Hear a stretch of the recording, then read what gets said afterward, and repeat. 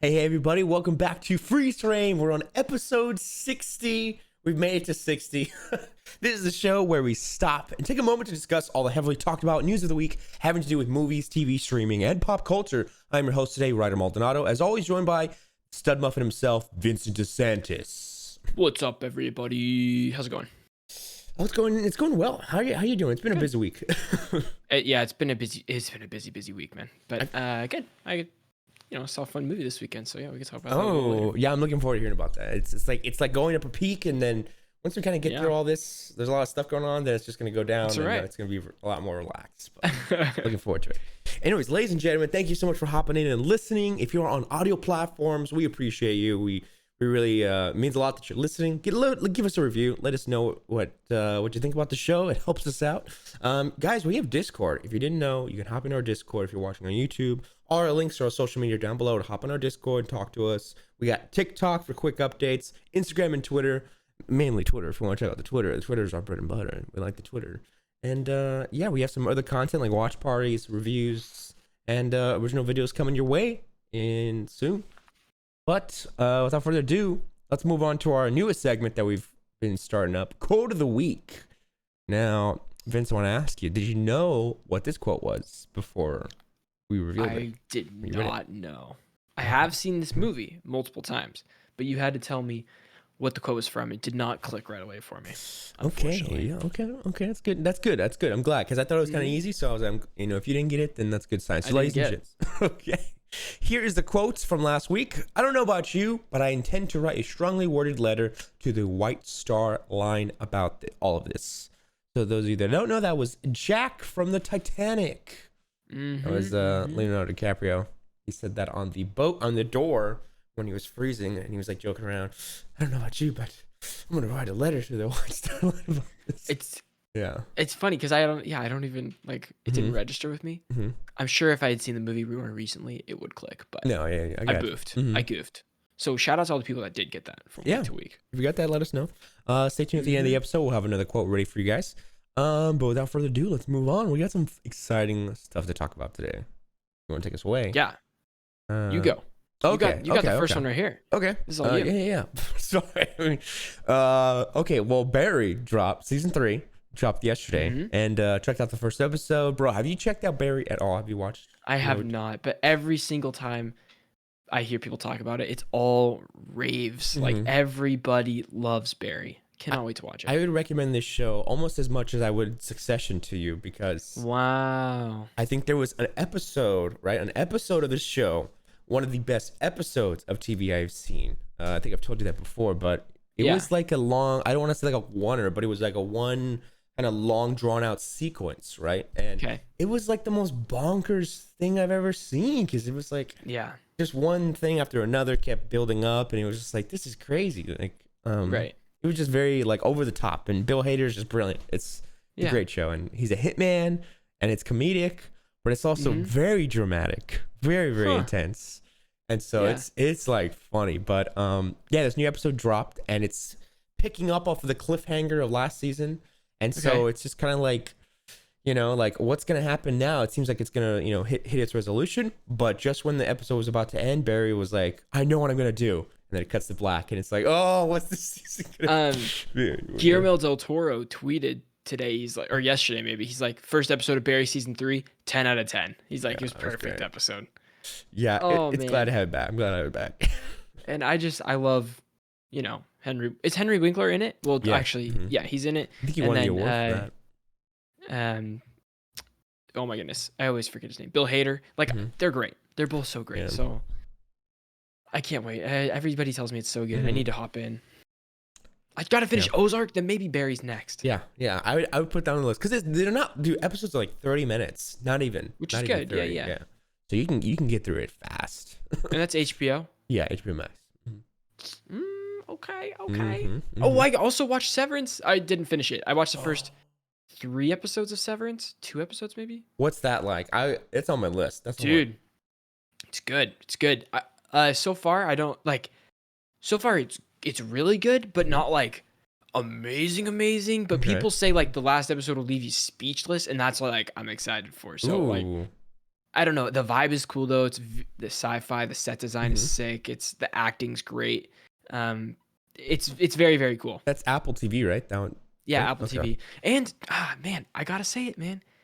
Apple TV, their quality of like the things that they shoot just feels so high. You put an Apple TV show up to a Netflix show or an Amazon show, and I'm like drawn to whatever style. I know I've talked about this, but like visually, I think that every streaming service has a very distinct look for each of their original programming. And Apple TV, dude, I mean, obviously HBO Max is like is incredible, but like Apple TV looks so good. It looks so good. No, yeah, I feel you. I'm with you. But yeah, I highly recommend it. If you're looking for like a sci-fi like mini series, I don't think it's a multiple season thing. I think it's just the 6 episodes or 8 episodes and it's done. Like it's an over thing. So I'm excited to finish it. But yeah, that's all. Okay, cool. Yeah, well, that's all we have on Barry. Definitely, I think that's almost my recommendation this week. But we'll get into that later. Up next, we have some thoughts from you. Yeah, dude. So little film. Yesterday, I saw a little indie film. Not really, not an indie film, but a little Viking film called The Northman. We talked about this last week. Ryder went to the premiere. If you haven't checked out that video on youtube.com/strictlycasual. I wish strictlycasual. Strictlycasual.com. Eventually. Oh, that sounds cool. We're going to get that. Yeah. But yeah, I finally watched it and it was so good. It was so good. It was gritty, dark. The thing that really was cool about it is it felt like an epic. Like it's a long journey. And I haven't really watched a movie like that I've enjoyed in a while. Like I'm trying to think of the last one that has kind of come out where I felt like, oh, it spans time. It's like larger than life, but still feels like you're on the journey with the character. Like it's been a while since I've seen something like that. I mean, there's a lot I could talk about without going into spoilers or anything, but I thought everybody delivered such good performances, dude. Such good performances. Yeah. And just like you were saying last week, Ethan Hawke, I mean, it's in the trailer, you know, he's in the first 20 minutes of the movie. He's so good and it's tough. We're going to have to watch Moon Knight this week and it's not Ethan Hawke's best work, even close. It's hard because you're like, okay, you really honed it in for this, you know? Right.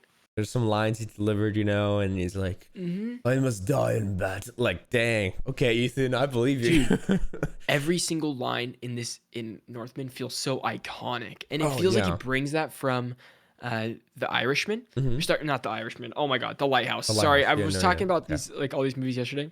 The Lighthouse, in which, you know, it's just Robert Pattinson and Willem Dafoe yelling at each other in a lighthouse for, 2 hours.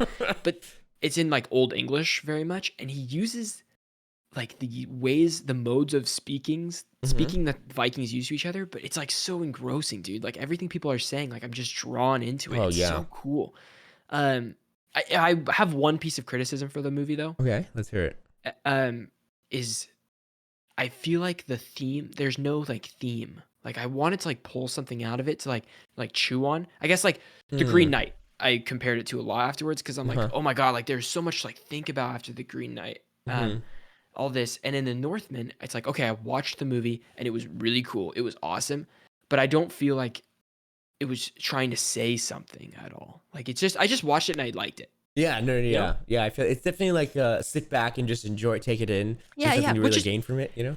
It's nothing bad about it, but I was like, I kind of wanted of a movie with that much scale, that much time, like the actors, like I don't know, the performances were so good. Everything, like I wanted to be like, whoa, this piece hit me so hard. Like I'm thinking about this piece more. Well, you know, one could argue maybe you could take just forgiveness.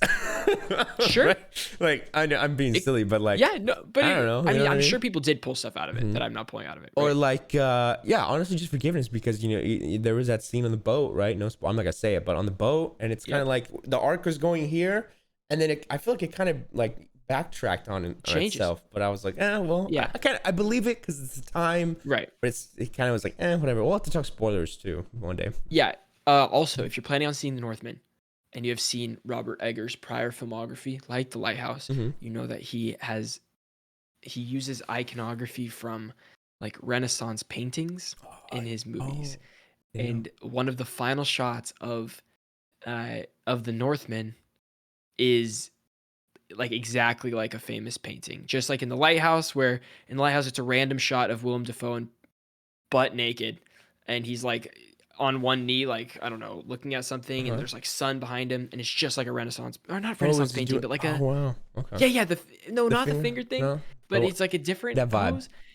This has another pose in it, and it just flashes for a second. You're like, someone's gonna take a screenshot, like someone's gonna get the screen grab of that and put that next to the painting, and it's gonna be very cool. It's awesome.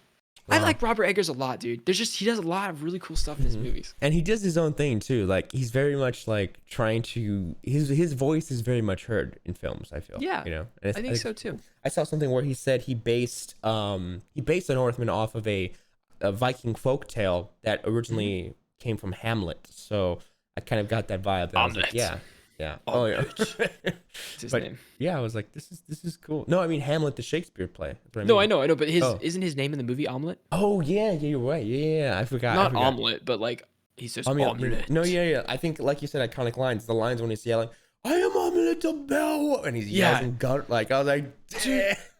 I don't want to. There's a lot of lines that would spoil the movie, but like there's a couple that I've been thinking about, like, oh, that was so cool. Like, literally nothing cooler could have been said in that moment. It was awesome. Yeah. And that's the crazy thing is that you see Skarsgård acting so, like, brutal and violent. Yeah. But then when you see him in real life, he's like, hey, yeah, everybody. Like, it's so awesome. He's like such a teddy bear, it seems like. He seems so kind.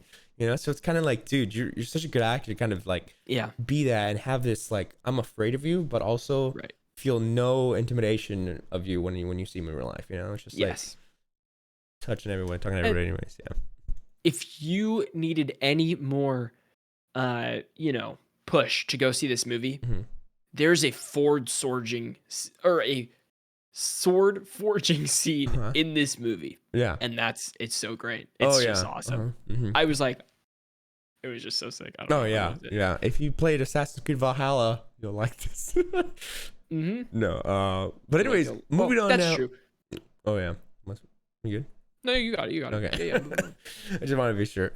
Guys, we got Cinemacon that's happening, I think today and the rest of this week. So basically, for those of you who don't know, Cinemacon is a event that's happening in Vegas where companies like Paramount, Disney, Warner Brothers, Sony, etc. are showing off films and their projects to theater chains like AMC and more, kind of to like, hey, buy our movies. It seems kind of redundant when it's like, well, you're the only one who's going to buy, but theater companies like AMC go and it's kind of like movie companies saying, this is what we got, buy our films to be shown in your theaters. And it's kind of like a pitch, right? Pitch company, I guess. I don't know. So yeah, there's a lot of promotional art, a lot of trailers. We have John Wick 4, DC showing a lot, from Black Adam to DC League of Super Pets, and even Shazam. Then we have some other non-superhero stuff like the Elvis biopic and Olivia Wilde's new thriller Don't Worry Darling, starring Florence Pugh and Harry Styles. I'm very excited for that movie, dude. Yeah, no, there's definitely a lot of talk because there's nothing really revealed about that, but it is kind of like, oh, it's a dystopian, kind of takes place in the 50s, weird vibe, but yeah, there's a lot of talk about all these. Yeah. There's no word on Avatar 2, but of course, as that comes up, we'll update you guys, but as of now, people were like, Avatar 2. Where's Avatar 2? Yeah, some people were asking about that. Nowhere. Yeah. We also see here Damien Chazelle's Babylon might be shown from Paramount, maybe? I don't know. There was an early screening for this a while back. And for Babylon? Yeah. I was like, man, I wish I could have been there because Babylon is like, it's about like the prime day of Hollywood. I think Margot Robbie, Tobey Maguire, Brad Pitt. That's all you need to know. You know? What's not to love? Yeah. What's not to love? But that's it. Yeah, just keep a lookout on Twitter. You might see trailers dropping everywhere. Maybe. Oh yeah. But probably not because it's just exclusive to CinemaCon. Yeah. They're gonna keep this pretty tight-lipped for sure. It's not even like critics are going to this. I don't think No. It's like you can pay to go, but it's like $1,000. You don't get to watch movies though. Even if it's that much, you probably don't get to see them. I think you do because that's kind of the ticket. Yeah, you can, but like. I think a lot of people don't, because it's like thousands of dollars to go, right? Like, but companies take their they pay for their managers to go, and a lot of like people that own theaters they go. I'm assuming you go to. That would be so wild. It does seem interesting, but it's like kind of like DC saying, "Hey, here's our next 5 films. Like you're gonna want to buy from us." Even though like a movie theater wouldn't, kind of like, of course they're gonna buy a comic book film, but it's kind of like, what do you guys have? Should we show your movie at our theater? Should we? Which is kind of like, I mean, you probably are. That's how the system works, but that's how it is. Up next, we have we have a video for this, but I will wait to start it. I think you'll probably take this away. I'm so sorry. I just got a work call. Yeah, it's okay. And I'm texting back. I'm so sorry. I just got to tell them. I'll call them in like 30 Hey, our seconds. members, our channel members that are listening right now, you guys know what's up. We have lots of lives. We have other stuff going on. At this moment, I want you guys to. It's hard to record sometimes during the work day. No, you know what I mean? No, That's the tough part. Okay. Oh no, you were what? I was gonna be like, guys, think on a movie that you really love. I was just start rambling. Oh no, we got this. All right, ready? All you. Here we go. There has been quite a bit of controversy this week, Ryder, on the blockbuster scene versus the indie scene, the streaming versus the theaters, what's making money, what's not making money, and all that kind of stuff. I have questions for you that I want us to answer here. These are hard questions, and there's a lot of debate around it. But are blockbusters the only things in town? There's a quote that you told me last week at the premiere of The Northman. You said, what did Robert Eggers say about Marvel movies versus his movie The Northman, let's say? He was talking about the struggles of making a film like this, and he was thinking, like, Universal was like, thank you for giving me the support to make this film when kind of every day all these companies are just pitching superhero films. And it was like, I mean, I think it's easy to see that, but, I think there were a lot of original creators out there making their own thing, putting them out in theaters, and, well deserving of support, receiving support from a lot of people, you know? Exactly. So, I mean, the discussion has been heavy. I want to bring up a very viral video that kind of went around on Twitter this week. And there's a lot, I mean, there were some people agreeing with this take, disagreeing with this take. But if you have seen it, there's a Twitter video going around where this guy is talking to his camera like in a TikTok. And he makes the claim that Marvel movies will continue, Marvel or superhero movies will continue to be the things that are only making money in theater. Like only things making money for theaters. They're going to keep theaters afloat, that kind of thing. So he says, let's just make indie films, but connect them to the MCU. He said, let's have we want to know the stories about just the normal people, and then just connect it to the MCU. And that way, if they're branded with Marvel, people will buy tickets and go see those movies. Hearing this, I just cringed, dude. I just cringed because to me, there are so many movies that are deserving of people's money that will not get the, I don't know, the eyes that they deserve to have on them. But I don't, it's just so, the answer is not to market with the MCU. The answer is to push these indie movies just as much as they push the Marvel movies. Exactly. Right? Absolutely. Yeah. And I think, we saw people talking about, it's easy to compare with Marvel since that is the most prominent thing in theaters now. But when films like, The Northman and Unbearable Weight of Massive Talent comes out, they're original stories, not IP. People talk, hey, these films flopped. Their numbers aren't doing good. I blame Marvel. It's like, but you have to ask yourself, are you seeing it? Are you telling your friends? Are you telling your family? Go see it. Because when a Marvel film comes out, that's what I'm doing. I'm telling friends and family. But also the same case is, you know me, and I want to use the example of myself because I'm diehard Marvel. But I'm more of a fan of film. I would support Northman. I'll support Unbearable Weight, and I go see those, and I pay the money because I want those to do good too. So I think that as a Marvel fan, you have to do good to your film and give to everything because it's kind of like, why would you say there's no post-credit scene or this isn't as fun? Like, expand your palette a bit, Yeah. So I agree. I will say there's a large portion of people. There's a large number of people that won't enjoy Marvel movies are so broad, dude. They try to appeal to so many people, and indie films don't try to do that. They're appealing to people that maybe like that genre, maybe like the indie film scene in general. A setting, a period, maybe a single actor, because indie films, they like to take one actor, and then do a lot of, the actor sells the movie sometimes for those. But that's their tactics of trying to help sell this movie to get it to wider audiences. The answer is not to mark everything with Marvel, at all. I just think it's a weird argument. We were just talking about Cinemacon during this podcast episode as well, and just talking about how, there's these huge movies. I don't want to use Northman and Unbearable Weight as examples of indie movies because they're not. They still have big budgets behind them and big studios behind them. But I'm talking more of like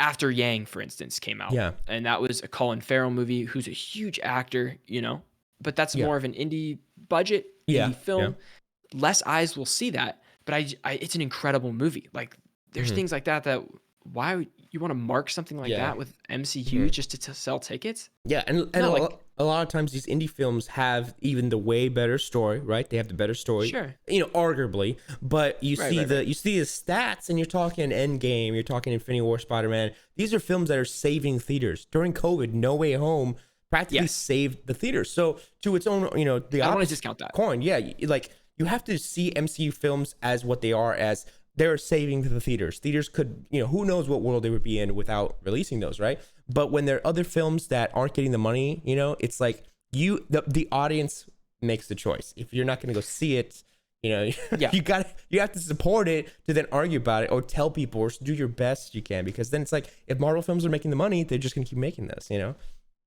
Yeah. Another thing I want to bring up to that point too is if Marvel is like the only thing people are going to the theaters for and like seeing and paying for, there is no inspiration for people to like look at us. We're going to school for filmmaking. If we liked that, right? Like I graduated, you're almost done, things like that. Like as much as how cool it would be to work on a superhero movie too, there's so many cool things to work on. You're gonna like you're suppressing so much like creativity and stuff by only doing superhero movies. These are gonna burn out, dude. Like I don't think superhero movies are for the next 100 years. It's not gonna be 100 years with 20 superhero movies a year. Like it's not gonna happen. It's like Westerns. It's gonna become a point where people are gonna get tired of it. Like I don't know. Like I was thinking about Thor, thinking about Black Panther, and kind of those films. Once the kind of multiverse story ends, right, with cameos and stuff, people are gonna be like, I don't know if I'm gonna watch that one, and then it's gonna slowly become more and more like, I'll wait till that one comes to VOD. I'll wait till that one hits Disney Plus. I'll wait until it gets to a point where we start seeing a downward trend, and some of these films they're gonna start pulling back, and it's gonna I don't know, it might be sooner rather than later. I feel like it might come soon. And again, I don't want this argument to come off like, ooh, Marvel films. I'm gonna go. Like I love Marvel. I'm gonna keep supporting it because I enjoy it. Right? We love films. We love films in general. Yeah.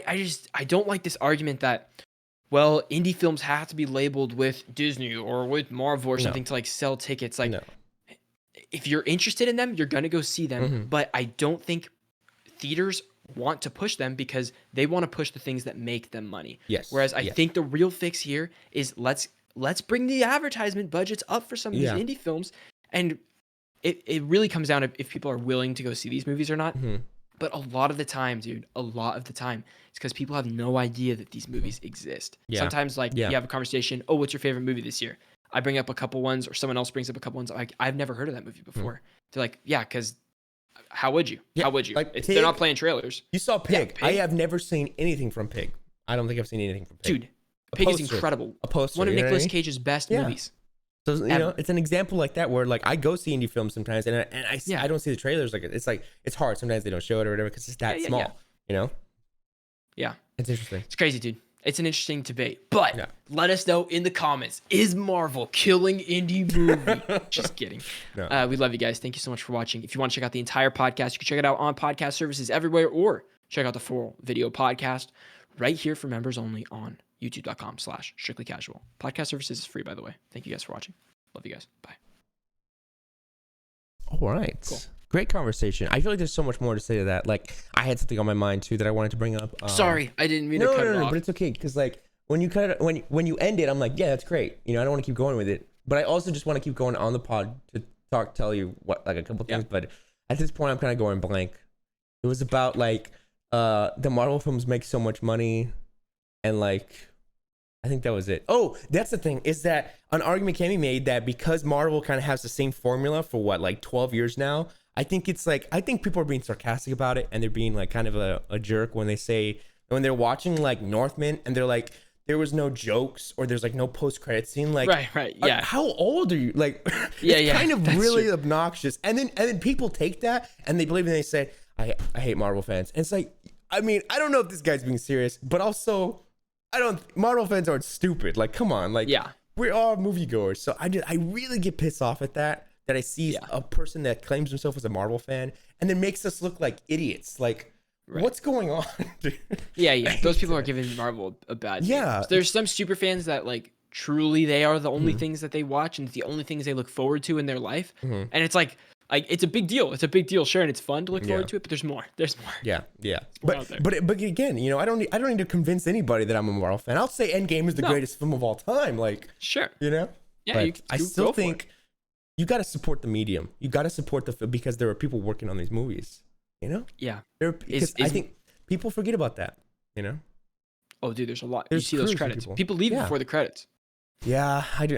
I'm guilty of it. Sometimes I stay. Me too. Sometimes, Sometimes I don't. You know. No. I'm not saying to sit through the credits, but like no. The credits are a great reminder that there's hundreds of people that work on movies. Hundreds of people work on Northman. Hundreds of people work on Marvel. So it's like, there's no difference, dude. They're all film. That's my argument with cinema. That's my cinema argument. They're all cinema. No, anyways. Okay. Also, this argument's not to say that there's bad indie films, because there's a ton of bad indie films. Just as much as there's bad Marvel films. Absolutely. You know, it's just like, absolutely. Yeah. I'm with you. Moving on now. Well, I put here Doctor Strange premiere live stream just because, hey, we might be reacting to the Doctor Strange premiere. Is that next week? That is in 2 weeks. 2 weeks, I believe. Okay. Oh no, actually, you're right. Next week. Holy crap! Not this Monday, but next. Yeah. Yeah. So. Dude, oh my God, this is a crazy couple of weeks. Mm-hmm. Right, and James isn't doing podcasts. I got to schedule people for a checkpoint this week. Oh yeah. And I fly out to Boise. I'm going to Idaho in like 2 weeks. Oh shoot. For my sister's graduation. Right. Yep. End of the week. It's a lot. It's a lot going on. Chaos. Okay. So moving on, we got some. Here's a major headline. So the Spider-Verse, they just announced a delay. So here's your dates. The Spider-Man Across the Spider-Verse is now going to be releasing June 2nd, 2023, which it was going to release this year, but they pushed it back. And now part 2 will be March 29th, 2024. So a long time from now, guys. And I think now Madam Web is coming out 2023 as well. So it's a bit of a bummer, dude. Like I don't care less about Madam Web. Sonyverse, it was so bad. It's so bad. It's cringe money, nay. Like I don't want any of that garbage in my life. But I want Spider-Verse so badly. And so this getting a 7-8 month delay is a little bit of a bummer. Yeah. Me and my buddy Peyton were at Sony for early screening, and we were there like, it's a Spider-Verse. It's a Spider-Verse. It's like it's gonna be Spider-Verse, and we were like, talking the whole time. Can you imagine how cool that would be? I know. It would be amazing because we were like, it makes sense because I was like, we saw Batman in October and it released in March. That's 6 months. Yeah, you're like doing the math. It was so funny. But no, dude, like this is cool, man. We're getting the part 2 and part 1 less than a year from each other now, which is awesome. It's good time for Spider-Man fans. Delay. And then I don't know if you saw those leaked photos of Kraven the Hunter. They showed Aaron Taylor Johnson was on set and he had like a white shirt, unbuttoned. He had like a claw necklace, and he was there like, I'm Kraven. Has any of these actors seen the previous Sony like movies? Like I don't understand. I highly doubt. I don't think you ask Aaron, hey, have you seen Venom? He's probably like, no, I heard it was great though. That's probably what they these said. Are good actors, man. These are good actors. I don't understand why they're taking that. Dakota, like why they're going for it. It's like the Dakota Johnson. You know what? I would almost want Sony's whatever verse to like hire people that nobody has ever seen before, because that's more intrigue than seeing like as people, we enjoy seeing people's downfall kind of thing. I think it's like a really messed up thing. It's like, this is hilarious. Jared Leto's in a bad movie. Like, Dakota Johnson, she's great, but look at her in this terrible movie. I can't wait to watch it. You know, it's like, let's bring in some people that have never been in these movies before. That way we can kind of root for them. Like, yeah. It's like, hey, we got you, dude. Be this. It's hard to root for any. But also to that, so I don't mean to keep playing devil's advocate. It's, you know what it is? It's Twitter infecting my mind. I can see the comments now. Honestly, who is that person? I'm not going to see this film. That's it right there. It's like, no, support. So it doesn't have a big actor like Aaron Taylor Johnson. I don't want to support Morbius. No, I know. I don't want to see any more of these Sony movies, bro. No, I'm just messing. Oh gosh. Proud Family. This is from Disney, right? Yeah. Did you see this? Mm-hmm. The Proud Family, Louder and Prouder season 2 has started production at Disney Plus. Pretty cool. The Proud Family. I have nothing more to add to this because I've never seen the new one. Neither do I. Unfortunately, sorry guys, I don't watch it, but I know that a lot of you fans out there. I wanted to add it. Cool. We have this was funny, a little anecdote. Ramiro Alanis, he broke the Guinness World Record for watching Spider-Man No Way Home 292 times in the theater, and he broke his own record for seeing Endgame 191. And I saw. What do you got? Happy for this guy. Happy for this guy. He's single-handedly bringing back theaters. Actually, yeah. Imagine how much money that is. What's 300 times 20? What is that, like $6,000? He gave about $6,000. Dude. I mean, he would have to see this sometimes twice a day. Yeah, like I saw the math. It hasn't even been out for 2 years. It's only out for I think like 100-something days. So 2 to 3 times at least. And I'm like, what do you mean 2 to 3 times a day? What are you doing, dude? Do you think he like cried every time? Like, do you think it just wears off? I want to say brought his laptop in and worked while he watched it. You know what? That's probably right. Yeah. Why would you watch the film? I don't know why you would sit there and actively watch. Because I feel like you're there after 200 and you're just like quoting every line. You're just quoting it. You're just I don't know. It pulls the enjoyment out for me for sure. Yeah. Even just like 3 or 4 times in a movie sometimes is like, yeah, I've seen that a lot of times. Okay. Like I'm getting to the age where like I used to watch films more than like two or 3 times, but now I'm like 1 and I'm good. I'm like, I got it. I'm ready for the next one. Yeah. But I'll revisit things. I'll revisit after a long period of time. I love revisiting things, but I'm not watching like the same movie week to week to week or something. It's hard with money and hard with time. Yeah, exactly. Exactly. There's not enough hours in the day, bro. Yeah, it sucks. Like as a kid, it's like yay, let's go to see it again. Last night, I came back from the Northman and I saw like a 3:00 showing of the Northman. It was like midday or whatever. Yeah. Took my girlfriend to the airport, came back. I was like, all right, tonight I'm watching The Lighthouse. Like it's been a long time. I haven't seen this in theaters. I'm in the mood. Mm-hmm. Dude, fell asleep, bro. I was so tired. I was like, I didn't even turn the movie on. I was like, okay, maybe I'll watch it this week. But I was like, I need the sleep because tomorrow's gonna be rough without the sleep. Yeah. What did you see it with her? What did she think of it? Yeah. She loved it. She loved it. I also saw it with my friend Brandon. Shout out Brandon. Nice. He really liked it too. It was a lot of fun. Yeah, it's great. I'm glad people are liking it. See, that's good. Yeah, dude. The theater, it was so interesting. The different types of people in the theater. Like there was a lot of older people there. I don't know if it was just because it was an earlier in the day showing or something. Yeah. But there's this like older lady behind me, like very squeamish at all of the violence happening in the North. And it was hilarious. It almost made me think made it better. Yeah. No, I feel that. That's funny. This is one of my favorite stories right here. It's very funny. This is going into some Star Wars news. Liam Neeson says he'd reprise Qui-Gon Jinn, but only in a Star Wars film. He says, I'm a bit of a snob when it comes to TV, I must admit. Well, Liam Neeson, I've got a little surprise for you. He did voice lines for the Clone Wars. Like he's in Clone Wars. It's like I don't understand. Yeah, I probably didn't know. And then the TV. I feel like as an actor, you would probably say this because of the budget and maybe the pay. I don't know. But again, he said probably because it's movies and TV. It's like Obi-Wan has the budget of a film. Like I know I'm sure if he was asked, but if he was asked, he would do it. He'd probably get so much money. I mean, who wouldn't do anything for money? I would it's like, yeah, I'll do it. I'll be Qui-Gon. Sure. He's like, yeah, take 10 mil for like a couple weeks of recording. Yeah, sure. I'll just do it. Be there like green screen, just take my face, put it over a ghost. Yeah, I'm there. Mm-hmm. It's like, sweet, this is my next car in my house. I'm good. It's crazy. It's nuts. This is exciting. Put this onto the Neeson estate. The Neeson estate, I love that. Also, Natalie Holt, who's the composer for Loki, great score. She will be the first woman to score Star Wars in live action. She's teaming up with John Williams for Obi-Wan. That's fantastic. This is funny. I saw a tweet the other day too. I know I reference tweets a lot, other people's opinions. I guess I read them too much all day. But me too. They're like, how is it that with 30 Marvel films now, there's only a small handful of like memorable themes? And everybody was like, oh, I could sing the Avengers one. They're like, which ones? Like in the comments, let me know. If you could think of a character and like sing their theme song in your head right now, which one? And it's all the Avengers theme is like number one for everybody. But nobody said Loki. But to me, that's like the most memorable.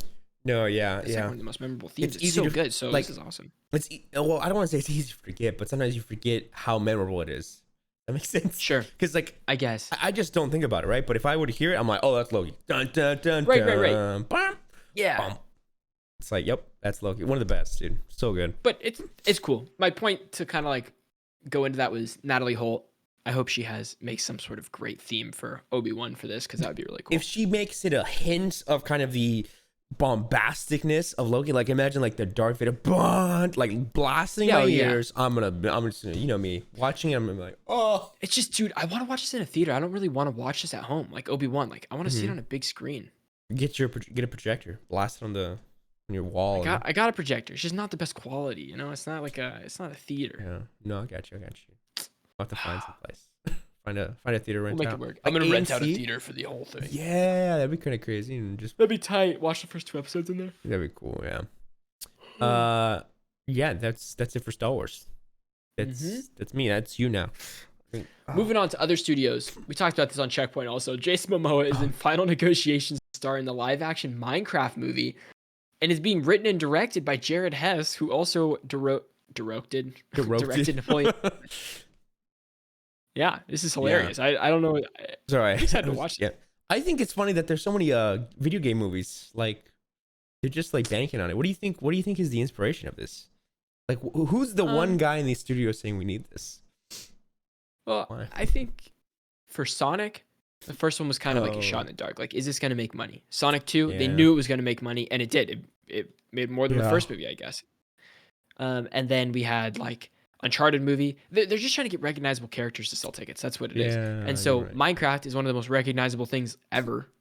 Ever. Yeah, ever. It's going to sell like crazy. Doesn't matter if it's good or bad. Every child will be there. Yeah, that's the thing. Although I think Jared Hess is pretty creative, so there's a chance for this. No, yeah, true. And then we have this other one right here, and then I guess you could take the teaser poster. But Dwayne Johnson is starring in the live action It Takes Two film. So that's pretty wild. He's starring in it, or is he producing it? Might start. He might start it, but he's currently set to produce the film with his production company, of course, $7 Productions. But It Takes Two, again, it's like not even that. Like, he was a fantastic game, one game of the year. That's not recognizable. Yeah, but it's not recognizable. Yeah, so I mean, good concept. Probably. I mean, I feel like if you pitch that concept as a film, people would watch it just for its originality. Maybe. Yeah, it's a good story. Good story. Yeah. I don't know how Dwayne. I guess he could play one of the characters, like the dad, I guess. And then like his opposite's like Danny DeVito, and it's like, hey, and they're like, I gotta throw you. No, this is gonna be like a Lego movie type. Half of it's animation, half of it's real. That's how it's gonna go, or something. That's my guess. Dad. We're not animation, but like miniatures. Yeah. Oh yeah. Moving miniatures that look real, but it is animation. I don't know. Moving on, the teaser poster reveals that Fast 10, or should we say Fast X, is now in production. They call it Fast X. I think they posted. Do you like this title? I don't know. I'm gonna say Fast 10. I'm gonna say it like it's a Roman numeral. I think Fast X is like, what is that? Yeah. What is Fast Fex? Fast X. You're like for 9. Now it's Fex. What do they call it? What are they gonna call the second one then? No, I think so. 10 is gonna be the very last one. We're gonna. No, they said they cut the 10th one into 2 parts. So this is gonna be. I thought it was 9 and 10. I thought 9 and 10 are the last 2 parts. Because we're on 8 right now. No, we did 9. No F9. way. Was F9 with F9 with John Cena? Yeah. F9 was John Cena? Yeah, F8 was. Oh my gosh, that's right. Holy dude, I crap, specifically went to the theater and I bought seat F9 to watch F9. It was a big deal for me. Oh huge. My god. Okay, wow. So then, 10 is gonna be 2 parts. I thought 9 and 2. Dang, dude. There's so many. It's gonna be FX and then FX squared. That's what this is gonna be. FX squared, dude. That's hilarious. Yeah. It becomes a math problem to figure out what the actual title is of the movie. FX squared divided by 2 for the spin-off because it splits up. That'd be crazy. Smart. Yeah. Oh, just FX divided by 2. I like that. That's good. Divided by 2, yeah. Or FX divided by 2 would be FX and FX squared. Oh, there you go. There's the math equation right there. It's just a whole. It becomes this whole like what? Like what? And it's Charlize like doing like some math in the background, like transparent. She walks away, and then they zoom in, like No Way Home's title reveal, and on the market board, it's beautiful, squared. It's great. It's beautiful. We have here Matt Damon and Ben Affleck teaming up once more. They're going to star as Sonny Vaccaro and Phil Knight in a film about Nike's efforts to sign Michael Jordan to a shoe contract. Fantastic. They're going to go write the script together, and Ben Affleck will direct it. That's great. I feel good for that. I feel like Ben Affleck is on a high. You know, he's back with his old love. He just released Deep Water, my guy. Oh, God. Okay, I feel like mentally, he's probably like, hey, I got another paycheck. You know, I don't think like externally on a high, but hey, internally on his life, I don't think anything can go wrong. I don't know. Happy. I've always been interested in Ben Affleck's directing stuff. Like he directed The Town, which I thought was okay. He did Argo, right? Argo? He directed Argo? I don't know. I thought that was him. Let's see. Things that he has like creative control over are interesting. Yeah, he did do Argo. Wow, that's crazy. Cool. Yeah. Yeah, I'm sure this will be good. And I like Matt Damon, of course. So fantastic guy. Mm-hmm. And then we kind of already talked about this too, but the first promotional art for John Wick Chapter 4 has been spotted at Cinemacon. Maybe new trailers and first looks will be released, but I'm sure we won't see anything. It's too far away. It's not coming out this year. No, yeah, unfortunately. They pushed it all back, right? Yeah. I don't think we'll see any of this. They might tease it. I mean, maybe some theater managers might get some like trailer teaser or something, but I don't think we're seeing anything. Oh, let's see. Moving on to Netflix. We have a lot of Netflix news here. Surprisingly, there's a lot of stuff here. Zack Snyder shared his first look at Djimon Hounsou. Sorry, I butchered his name. Great actor in Rebel Moon for day one of shooting on the production. Of course, this is his Star Wars, his vision of Star Wars. It's gonna be huge. I think. Well, before we get into all the Netflix stuff, I think this news is little compared to the big news, which Netflix's shares dropped by 200,000 this week. Oh yeah, and it like tanked, dude. Yeah. It tanked bad. Mm-hmm. Investors are unhappy. People are unhappy because they raised their prices again. You know that the cheapest bundle right now on Netflix doesn't even get you $720. It's like there's a standard definition package of Netflix, and it is the price of what HD cost like 4 years ago or something because they keep raising the prices. Gosh, that's insane, dude. Yeah. I think it's because people were saying they do the binge content. I think they need to do it week by week. That's what keeps people even then. What's their quality shows they're putting out right now? Yeah, I think it's very like iffy here and there. Like Bridgerton was kind of huge. I don't know about good, but I'm saying like what gets them. Yeah. Oh, it was Stranger Things is gonna get them. I guess original films like Gray Man and other stuff like that is kind of their selling point. But yeah, it's not. It's like here and there, like every 3 months, every 3 months, every quarter, right? Is like something, and then it just dies, off. So I mean that is like super interesting to me. I don't really know how that'll pan out and everything, but maybe we'll see a shakeup of how much they're going to charge and all that kind of stuff. It seems hard to kind of manage like a streaming service. You know what I mean? Like it's stressful. Impossible. It's uncharted water. Yeah, with all the streaming services out, it's like how do we compete? How do we keep our money? All that. Yeah, for real. But right. Zack Snyder's Rebel Moon, pretty interesting. Excited to see that. And then, Netflix is the latest streamer to plan a cheaper ad-supported package in the next year or two. I guess. And I saw that and I was like, that's interesting considering what's happening. It's very interesting considering what's happening. I don't get it. Yeah. I don't know. Maybe. Hopefully. We'll let you know because I know we'll jump on that. We need cheaper plans. Fans of Big Mouth. We got some more Big Mouth stuff. Season 6 is coming later this year. It's been renewed for Season 7. And their spinoff, Human Resources, is getting a Season 2. Big Mouth fans. That's cool. I saw just the first 3 seasons of Big Mouth, but never anything more than that. 3? But it's funny. Okay. It's funny. Yeah, it seems like something. Did you watch it? Haven't watched. You know what I've been wanting to watch lately again? Bob's Burgers. You know that one? Yeah, I loved the beginning of Bob's Burgers, but I guess people said I quit watching it before the show kind of found its footing, and now it's like better than ever. Yeah. So, I always liked Bob's Burgers. I think I've seen it all, but I just want to do like a whole run of it again. Yeah, and the movie's coming out. Yeah, I'm excited for the film. I was looking on that. Do I have to watch all the episodes to watch the movie? I'm sure it's just the characters, you know? No, I think it's like Simpsons where it's kind of like, they're doing all their bits, but you don't need to watch to get it. You'd be like, great.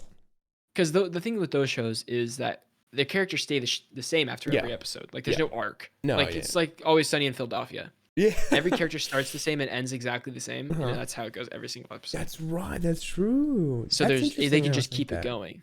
Yeah. They end the show and it's kind of like nothing changed. Wow. Yeah, that is hard to land successfully because usually, like that has the sense of I'm wasting my time watching this thing. But like they have to offer something else, which I guess is the humor in that show, or like same with Bob's Burgers is the humor. Yeah, I don't know. It's interesting. No, yeah, writing. Hey, but It's Always Sunny never disappoints. It's so good. I love Always Sunny. The Duffer Brothers say that Stranger Things will feel like it's ending a little early with season 5. But as for potential spinoffs, we haven't told anyone our plans, not even Netflix. We have something that could be pretty exciting. Spinoffs. Stranger Things season 4 reportedly cost $30 million per episode. Would this make it the most expensive show ever? One of them, yeah, because I have here on HBO Max, the House of Dragon show. It's coming episodes $20 million per episode. When apparently Game of Thrones, the last season, was $15 million per episode. Yeah. So that's insane that Stranger Things is double. What the hell are they going to use with $30 million? I saw someone on Twitter was like, oh, it's because they filmed during COVID, so like it's a little more expensive. I'm like, maybe by like 100,000. Like, I don't know. like what would be an extra expense? I'm gonna say it. You know what I think it is? I'm gonna say it's Millie Bobby Brown getting her $20 million check per episode. Oh shit! I mean, I'm sure the cast. No, yeah, it's a big the cast. cast per episode probably went up. They have gone up a lot. Like all of them are doing their own stuff. Like they probably increased, but I know it's still a lot.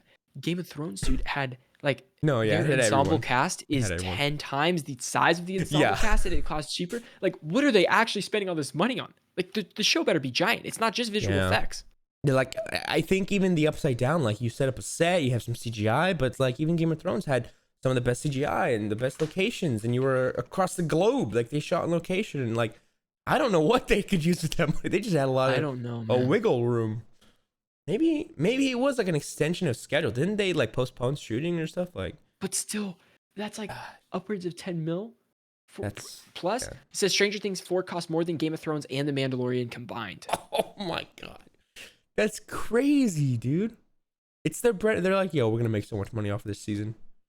That trailer was pretty hype. And they probably had to pay like $2 million of royalties for that Journey song "Separate Ways." Easily, or more. 10 million. Yep. There you have it. No, I don't know. That's wild though. Yeah. Wild. We have our first look at Chris Hemsworth and Miles Teller in a new film called Spiderhead. This is crazy. It follows a scientist who tests drugs that dramatically alter the moods and abilities of an individual on convicts at a prison. The photos for this seem very cool. I mean, it looks awesome. And oh yeah, the set design looks pretty sick. Yeah, it looks like it feels like a Bond film, kind of. It's like a Bond I don't movie. know anything about this movie at all. I haven't seen the trailer either. I don't think it's really a trailer. I think like when Netflix revealed their thing, it was kind of like they showed like 5 seconds of it. They said, "Here are our movies." Hilarious. Yeah, so because they need good press right now. They're like, check out this movie because we need something good towards our name. We can't have people right now. If you like look up just Netflix, every single article is their shares falling. Yeah. Like if you just Google Netflix, that's what it's about. Not good. Not good. Just memes. Oh god. Working at Netflix, losing subscribers may cost employees. Netflix looking for an IRL hit with 250 show. Oh, we didn't even talk about this. Netflix canceled their animation slate for the rest of the year. No. What? All original films being developed in animation, they cut the budget. Dang. So now there's only a couple. Good. And they've had some bangers. Like Claws came out a couple years ago. That was very critically acclaimed. Whoa. Yeah, canceled it. That's wild, dude. Yeah, I don't know. I can't believe I forgot about that. Watch the death of Netflix? ? It's clickbait title right there. The death of Netflix. Oh my goodness, the downfall of Netflix. I don't know. I feel like this streaming era. Watch it end. Watch it might end in like 5 years, and then it's like. Well, it's not gonna end. It's gonna become TV again. Yeah, you're right. They're just gonna be like, just release TV. Just go back to shows. No more. No, it's not that. It's gonna be. Someone has a subscription service that gives you all subscription services, and you just compiles all the stuff in one, and then it's like cable TV again. And then in the next 20 years, it'll break up. Yeah, again, it's just keep breaking up and coming back, breaking up and going. Yeah, wild. See what the future's like. Let's see. Yeah, we did HBO Max, of course, House of Dragon, and that's it. I mean, that's all we got. Baby. It's guest host recommendation time, which is me. Sorry, what do you got for us this week? It would be The Northman. I go see The Northman. It's freaking awesome. Like. Okay, I have another recommendation that I haven't talked about. Okay. This is for free. You can find this online. It's an Oscar Isaac movie called Lightning Face. It came out in 2016. It's like a 30-minute movie. It's short, but it's really good about this guy that gets struck by lightning on his apartment balcony, and he kind of goes crazy. But he has a really good performance. It's fun. It's good. It's shot really well. It's like interesting. Someone recommended it to me, and it was literally 30 minutes, so I had to check it out, and I really enjoyed it. Well, yeah, it's interesting seeing like Oscar Isaac in what looks like small scale film. Yeah, it's just him. Like he's the only person in it. Wow, that's crazy. That's pretty cool. Good recommendation. He does a lot of like stuff that goes totally under the radar. Like I'd never heard of this, but this came out in the peak of his Star Wars time, like 2016. Are you kidding me? What? Like, yeah, which is wild. He also did a movie with his wife, and she directed it. where he plays a prison guard and he delivers letters to people in the prison, and it's so good because the whole it's like a short movie. It's like 45 minutes or so. It's all about him. Yeah, he's in the letter room and he has to make sure that these letters don't have anything bad that the prisoners can't read. So he has to read through the letters. But as he's reading them, he like learns about these people's lives. Oh yeah. And he like gets like really emotionally attached to some of the prisoners, like what they're going through. It's so good, dude. It was really, really good. Dude, that's great. I feel like, let's write a script and pitch it to this guy and say, hey, Oscar, I know you're on the high of Disney, but you want to do this low budget indie film called with Strictly Casual? Would you guys want that? It's called The Letter Room, and you could watch it on Amazon Prime for free. Oh, The Letter Room. Okay, cool. And it's a full length film, or no? It's a short film. Oh, okay. Awesome. Oh, it got Oscar nominated for best short film. What? Dang. In 2020. Oh, it's only 2 years old. Yeah, this is it's 38 minutes, so it's not super long. But highly recommend it. And his wife directed it. Fantastic. Which is cool. And imagine having a relationship like that. That's fine. That's awesome. I know, kind of bangers right there. Wish them the best. My recommendation, of course, if you haven't been hearing it, Unbearable Weight of Massive Talent. And I say that because it's a good time, and I think a lot of times we go to films and it's like you don't want to feel dreadful, you don't want to feel sad. And this movie will make you laugh. It made me laugh, and I don't really laugh a lot to movies because the comedy just doesn't land. This is the first time I was genuinely cracking up. I was laughing, and I was like, "This is a great film. It's a fun time, and there's nothing wrong with it. Like, can't wait. Just enjoy it." Oh, Wednesday night, baby. I'll see you Wednesday night. I'll let you know. Yeah, thank you. I'm looking forward to your thoughts on this one because there's some call outs too on the movie. It's like breaking the fourth wall. It's interesting. Good. And they released that in a TV spot, so don't watch TV spots for it. I won't. I'm not about that. But the trailer was kind of that scene, and I was like, "Why are you?" No, that's okay. It's an interesting part. Yeah. I won't look. But that's it. I hate looking at that stuff. Here we go. We have a new quote of the week now, ladies and gentlemen. This is going to be more of a harder one, and I hope it's hard. This is going to be kind of a grouping of quotes. I hope it's hard from different people. It's like a little paragraph here, very short. Let me read it to you guys, and you let me know if you know what the film is. I'm not looking at the doc right now because I don't want to know the answer. I'm going to try to guess this in my head. It's okay. It's not on the doc. Read it. Oh, perfect. So I'm looking at it. So here we go. I might be blanking out some words, but here we go. Let's try this. Here we go. You still don't understand what you're dealing with, do you? Perfect organism. Its structural perfection is matched only by its hostility. You admire it. I admire its purity. A survivor, unclouded by conscious remorse or delusions of morality. There we go. That's hard, but I mean, if you know it, you know. It's like, no, that sounds kind of like maybe something read that. Like this. I know it's a long one. No, yeah. But read that one more time. I think I got it. You still don't understand what you're dealing with, do you? Perfect organism. Its structural perfection is matched only by its hostility. You admire it? I admire its purity. A survivor, unclouded by conscious remorse or delusions of morality. So that's good. Sounds delicious. So if you know what that is, let me know. Next week we'll find out. Yeah, but at the top of the episode. Thanks for playing those games. Of course, let us know any ideas you have for segments of the show. We're open to all ideas and adding stuff in. But that was this week's episode. That was this week's episode. It was a great episode. Want to wrap us up? Ladies and gentlemen, thank you so much. We will see you next week for episode 61 of Freeze Frame. And you know what? Thank you guys for listening. We appreciate you a bunch. Make sure to follow that Twitter, follow that TikTok, because we'll be there. And Discord, of course, popping off. Yeah. Love y'all. That's all I got. Have a good week, everyone. We'll see you next time. Out.